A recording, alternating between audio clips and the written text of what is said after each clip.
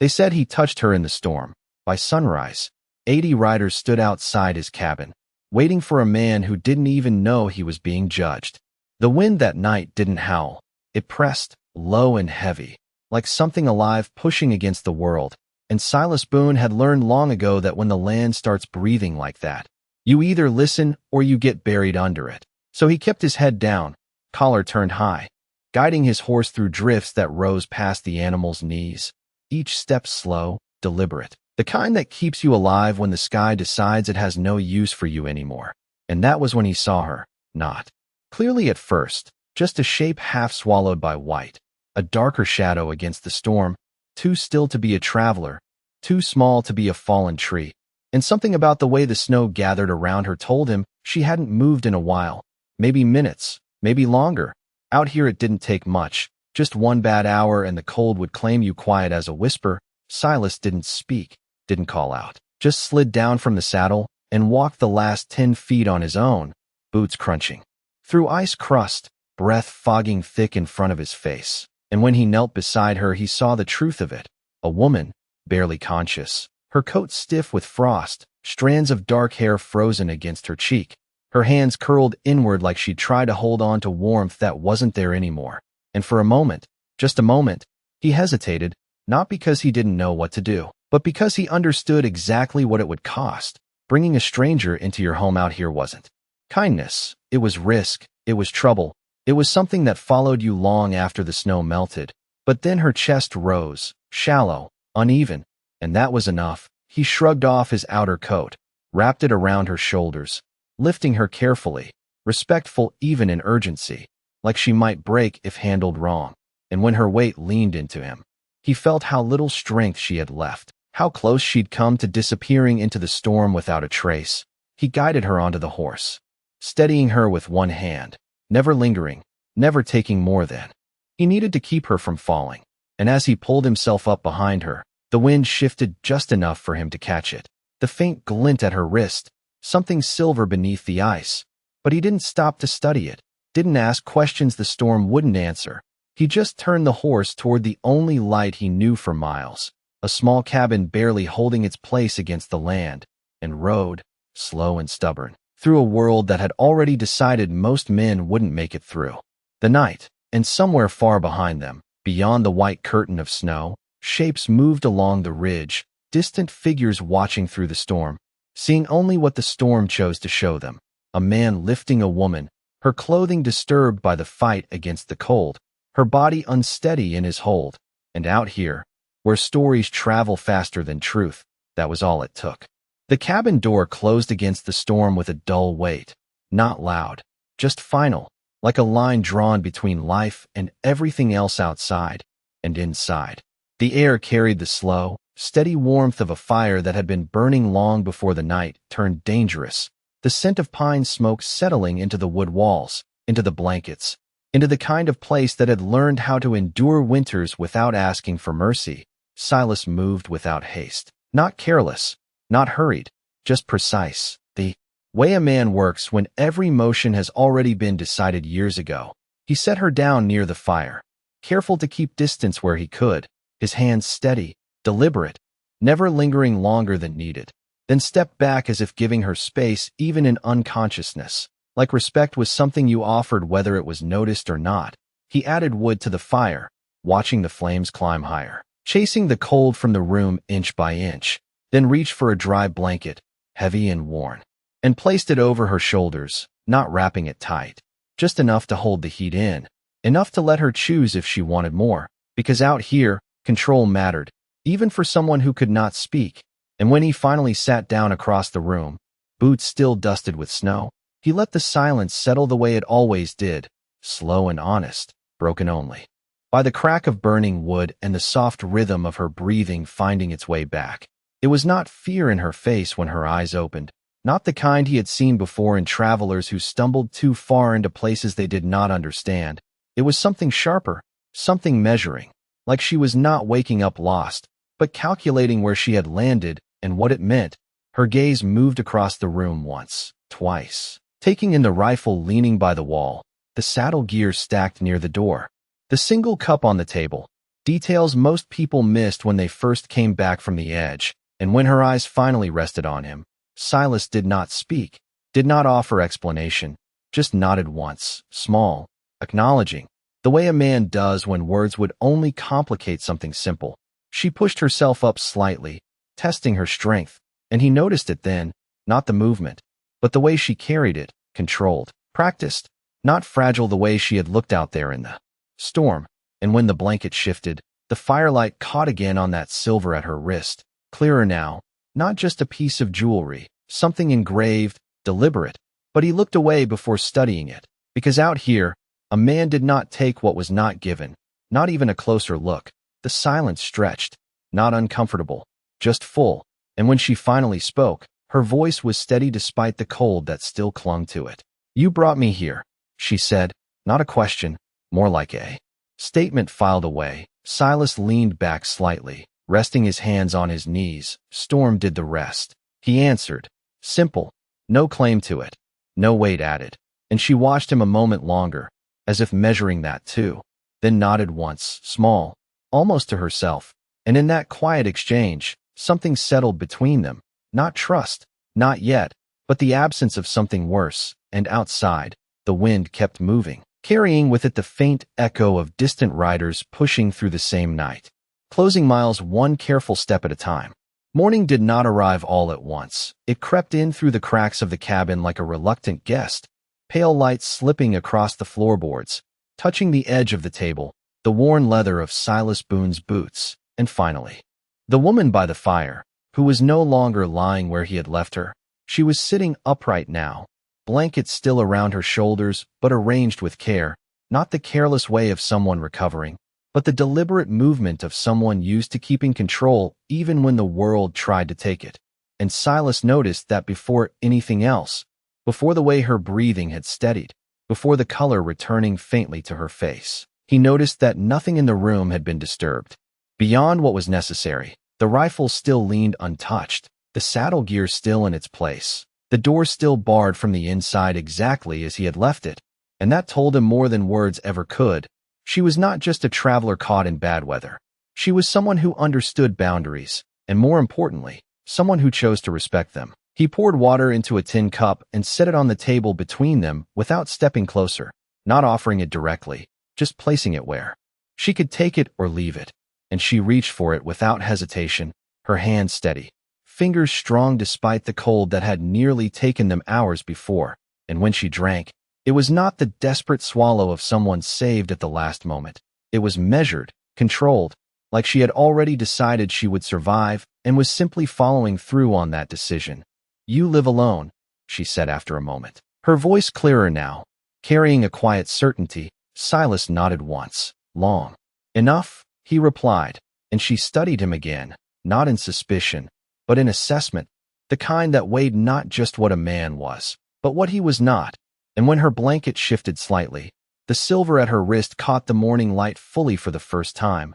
A band, not thin, not decorative, something solid, engraved with markings that were not meant to be hidden but had been covered by the sleeve of her coat. And Silas saw it, understood that it meant something, something larger than the storm, larger than this cabin. But he did not ask, because questions had a way of inviting answers that brought trouble with them. And out here, trouble did not knock. It arrived. The wind outside had softened, but it had not stopped, and through it came something else, faint. At first, almost mistaken for the shifting of snow along the roof. Then clearer, rhythm layered beneath the wind, distant but steady, hoofbeats, more than one, spaced in a pattern that spoke of riders moving with purpose rather than chance. Silas did not react quickly, did not reach for the rifle, did not stand. He simply turned his head slightly toward the door, listening the way a man listens when he has learned that reacting too soon is just another way of making a mistake. The woman heard it too, her eyes shifting just once toward the same direction, and for the first time since she had woken, something changed in her expression, not fear, not exactly, but recognition, like she knew what was coming long before it reached them. "They will not stop for the storm," she said quietly, and Silas let out a slow breath, the kind that settles in the chest before a long day. "Storm does not stop them," he answered, and outside, the sound grew clearer, One rider becoming several. Becoming many. The land carrying the message forward long before the men themselves came into view. And inside the cabin, the fire burned steady, unaware that the quiet it held was already running out of time. Silas Boone stood slowly, not because he was afraid, but because haste had never solved anything out here, and the sound outside had already made its decision long before he moved. The riders were coming whether he met them standing or sitting. So he chose to meet them as he always did, steady, deliberate. He reached for another piece of wood and placed it into the fire before anything else, feeding the flame as if the day ahead would require warmth more than words. Then he stepped toward the table and pushed it slightly closer to her side of the room. A small adjustment, barely noticeable, but enough to give her space if she needed it. Enough to make it clear that whatever was about to arrive was not something he would trap her in, and she watched him do it. Not missing the detail, not misunderstanding the intent. Her eyes followed his movements the way someone watches a man they are still deciding about, not trusting, not doubting, simply observing. And when he reached for his coat, he did not put it on right away. He held it out toward her first, offering without insistence, without expectation, just a simple extension of choice. And she hesitated only a second before taking it, pulling it around her shoulders, not because she needed it now, but because she understood what it meant, and that mattered more than the warmth itself. The hoofbeats outside grew louder, no longer distant, no longer softened by the wind, now clear enough to count. 1, then 3, then more joining behind them, the rhythm stacking until it filled the silence between breaths. And still, Silas did not reach for the rifle by the wall. He left it where it had always been, untouched, visible, but not claimed, because some things, once held, could not be explained away later, and he had no interest in explaining himself to men who had already decided what they believed. He moved to the door and paused, his hand resting lightly against the wood, not opening it yet, just feeling the faint vibration of movement outside, the presence of men gathering in a place that had only ever belonged to wind and cattle. And behind him, she stood as well, the blanket falling slightly from her shoulders, the silver band at her wrist now fully visible, no longer hidden, no longer something she bothered to conceal. And that, more than anything, told him the moment had shifted. Whatever she had been before the storm, she was not that now. Not here, not with those riders closing in. You should not stand in front of them, she said quietly, not a command, not a plea, just a statement shaped by experience. And Silas glanced back at her, his expression unchanged. My door, he replied, simple, and that was all there was to it. No explanation, no pride, just a fact that did not need defending. She held his gaze for a second longer, then gave a small nod, as if filing that answer away with the rest of what she had learned about him. And outside, the horses began to slow, boots hitting frozen ground, voices low and controlled, not shouting, not calling out, which made it worse, because men who spoke softly before they arrived rarely came for conversation.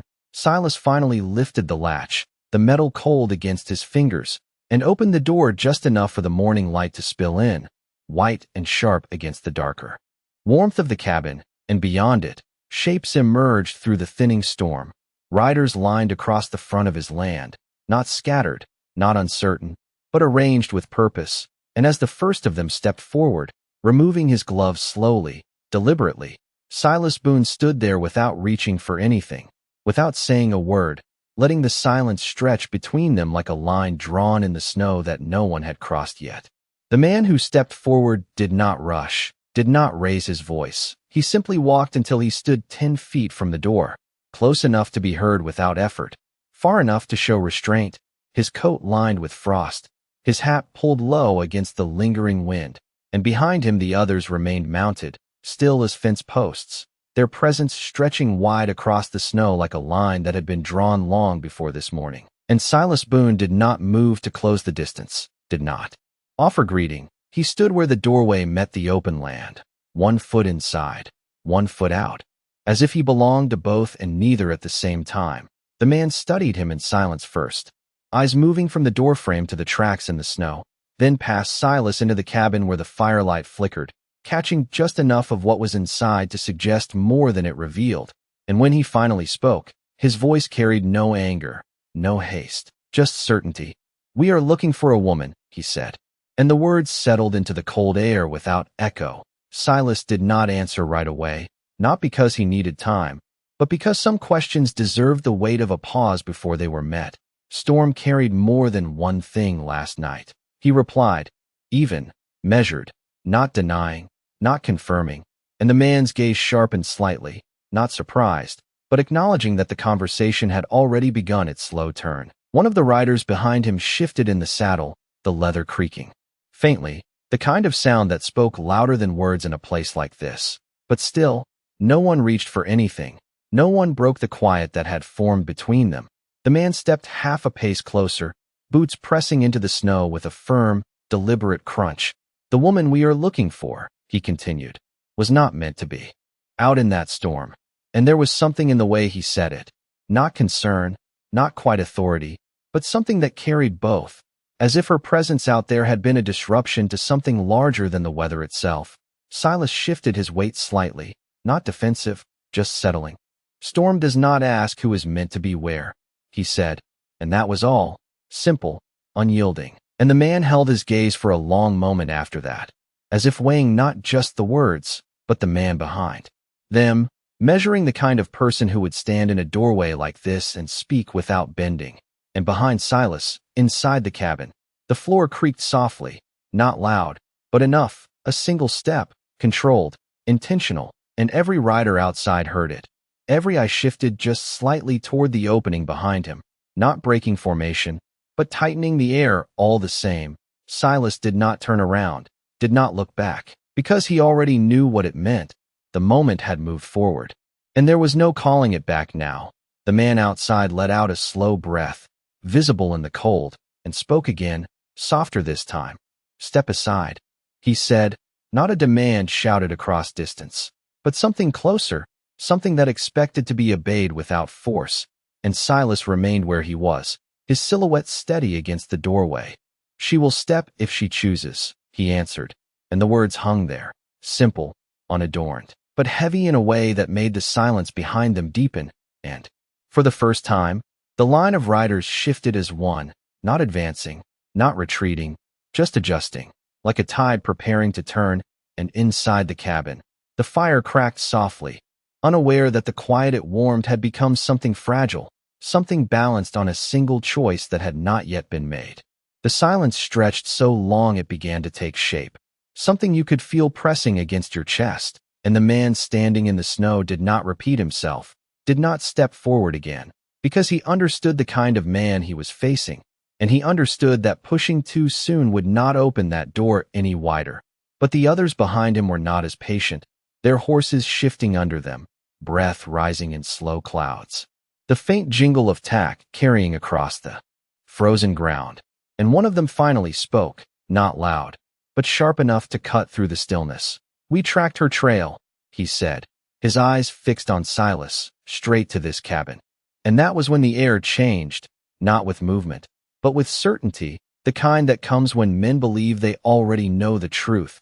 And in their eyes, the scene wrote itself, a lone rancher, a woman brought inside, a storm that erased everything except what they wanted to see, and Silas could feel it settle around him. The weight of a story forming without his permission.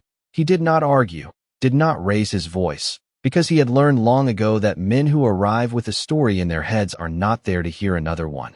And behind him, the floor creaked again, closer this time. A second step, steady, unhurried, and every rider outside shifted their attention fully now.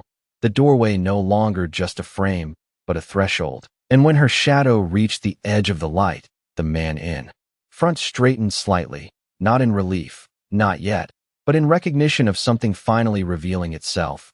Silas remained where he was for one more second, just long enough to make it clear that he was not moving because he had been told to, but because the moment had arrived on its own terms. Then he stepped aside, not far, just enough to open the space behind him, and she walked forward into the doorway, the blanket slipping from her shoulders, the coat he had given her still wrapped close, her posture upright now, composed, the kind of stillness that does not come from fear but from control.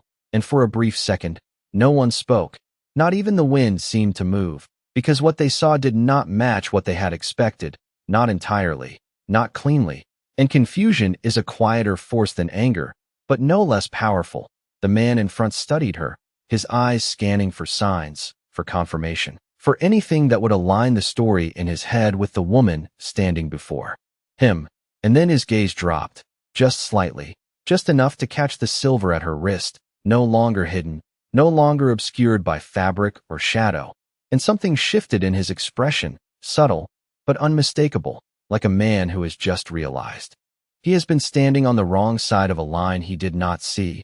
One of the riders behind him drew in a breath, sharp but controlled, and another adjusted his posture in the saddle, not relaxing, but recalibrating. And still, no one reached for anything, no one raised a voice, because the moment had turned into something else entirely, something quieter, heavier, and the man in front removed his hat slowly, not as a gesture of submission, but of recognition, his voice lower now when he spoke. Stripped of the earlier edge, "Ma'am," he said, and the word carried weight that had not been there before, and Silas Boone, standing just inside the doorway, understood then that whatever story these men had ridden in with was already falling apart, piece by piece, in the space of a single breath. The words settled into the cold air with more force than any raised voice could have carried, and everything behind it shifted, not loudly, not all at once, but in the quiet ways that matter out here. Men straightened in their saddles, reins loosened just enough to signal a change without admitting it. Eyes lowered a fraction, as if something invisible had been placed between them and the woman in the doorway, and she did not step back, did not hide behind the man who had brought her in from the storm. She stepped forward instead, one pace into the pale morning light, the snow beneath her boots untouched by hesitation, and when she moved, the silver band at her wrist caught the sun fully, no longer a glint, but a mark, something known, something recognized by every man standing there. And Silas Boone watched it happen without turning his head, because he could feel it as clearly as if it had been spoken aloud. The moment had changed sides, and it had not done so because of force, but because of truth stepping into the open. The man who had spoken first lowered his hat completely now, holding it at his side, not out of fear, but respect that had been earned long before this morning. And when he spoke again, his voice carried something different, not authority, but alignment. "We have been searching since last night," he said, careful with each word. The ranch sent riders in every direction. And she met his gaze without softening, without anger, just steady, the kind of steadiness that does not ask to be believed. "You should have waited for the storm to pass," she replied. And it was not a reprimand, not quite, but it carried weight all the same, enough to make the men shift again, not uncomfortable, but aware, and one of the riders farther back dipped his head slightly, a gesture small enough to miss if you were not looking for it, but Silas saw it. Because he had spent years watching men speak without words, she let the silence stretch for a breath longer, then lifted her hand just enough for the silver to show clearly, the engraving visible now in full, lines and marks that meant nothing to Silas, but everything to the men outside. And that was all it took. No declaration, no explanation, just the quiet presentation of something undeniable. And the line of riders responded as one, not dramatically, not all at once, but in a slow, unified motion, hats removed, heads lowered, the kind of respect that does not come from command, but from understanding exactly who stands before you. And in that moment, the story they had carried up the ridge, through the storm, into this clearing, fell away completely, replaced by something simpler, something truer. The man at the front glanced once towards Silas, not with suspicion now, but with something closer to acknowledgement, as if recalculating a man he had misjudged only minutes before. And Silas did not react, did not nod, did not accept or reject anything. He simply stood there, hands at his sides, as unchanged as the land behind him. And she turned her head slightly then, just enough to look at him for the first time since stepping into the doorway, her eyes steady, measuring. And in that brief glance, there was no need for words, because everything that needed to be said had already been decided long before either of them understood what this moment would become. And outside, the wind eased just a little, carrying the quiet across the snow like a promise that had finally been kept. No one spoke for a long moment after that. not because there was nothing to say, but because everything that mattered had already been understood, and the kind of understanding that settles without words is the kind that holds. The man at the front shifted his weight slightly, then stepped back half a pace, not retreating, just making space, and the line of riders behind him followed that motion in quiet agreement, a path opening where there had been none, and she took it without hesitation, moving forward into the snow with the same steady control she had carried since waking by the fire, the coat still around her shoulders, the silver band at her wrist catching light with each step. And as she passed the threshold of the cabin, the space between her and Silas Boone narrowed for just a second, close enough for him to hear the quiet of her breath, steady now, fully returned, and she paused there, not long, just enough to mark the moment, her head turning slightly toward him, eyes meeting his with a calm that held no debt and no distance. "You gave me shelter," she said, her voice low, clear, not softened by gratitude, but strengthened by it, the kind that does not diminish either person involved. And Silas did not step closer, did not nod, did not claim the act as anything more than what it had been. Storm passed. He answered, and that was all. Simple, final, the way truth sounds when it does not need to be dressed up. And something in her expression shifted then, not surprise, not confusion, but recognition of a kind that settles deeper than words.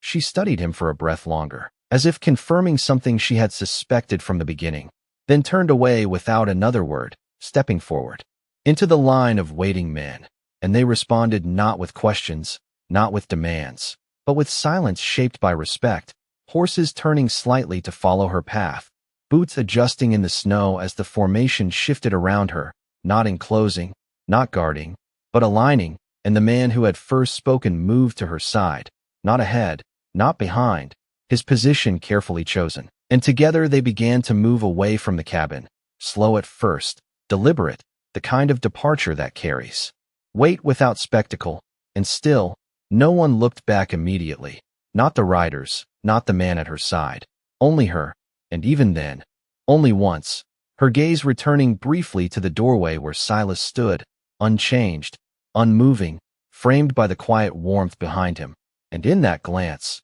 there was something unspoken, not promise, not farewell, but acknowledgement, the kind that lingers longer than either.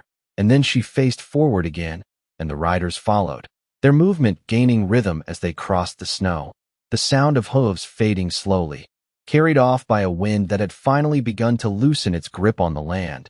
And Silas Boone remained where he was, not watching them go, not turning away either, simply standing in the place where the storm had brought something unexpected to his door and taken it away again without asking.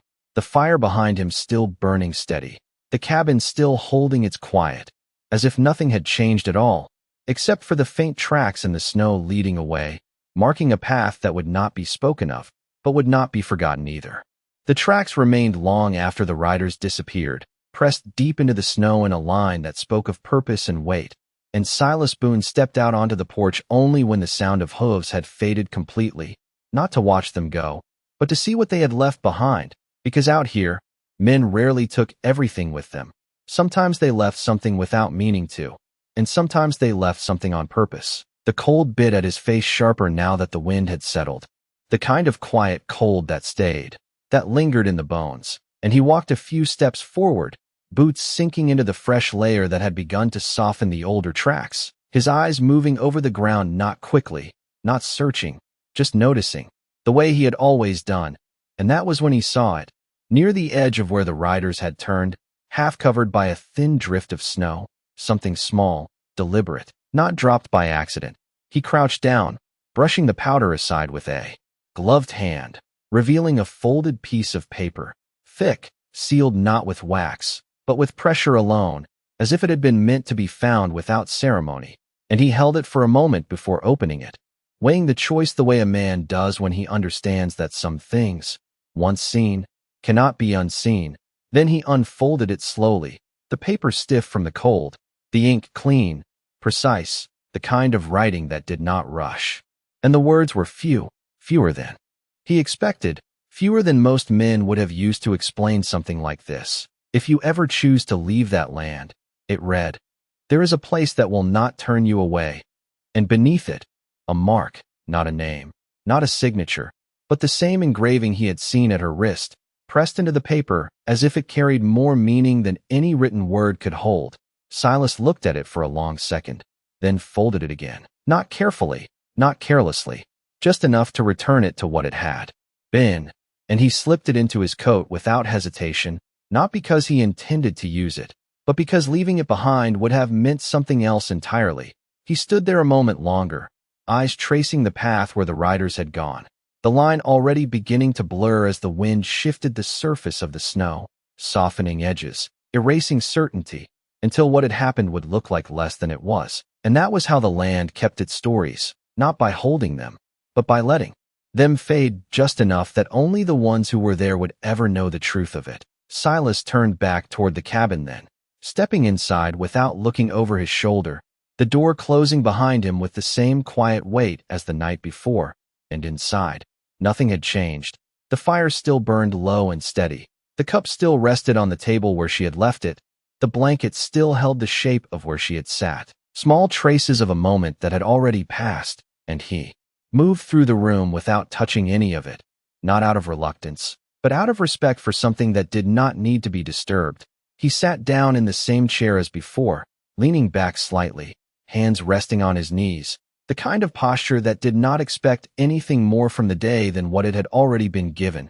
And outside, the wind carried on, quiet now, almost gentle, moving across the land without urgency, as if even it understood that some things did not need to be chased, because out here, a man was not measured by what came to his door, but by what he chose to keep and what he chose to let ride away into the snow.